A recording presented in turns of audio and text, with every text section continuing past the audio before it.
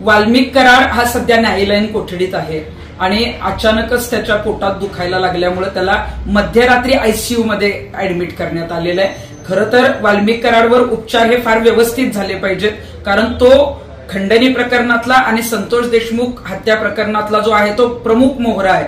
परंतु अशी एक सामाजिक कार्यकर्ती आणि एक या राज्याची नागरिक म्हणून भीती अशी वाटतीये की वैद्यकीय कारणास्तव वाल्मिक कराडला मारून तर टाकणार नाहीत ना.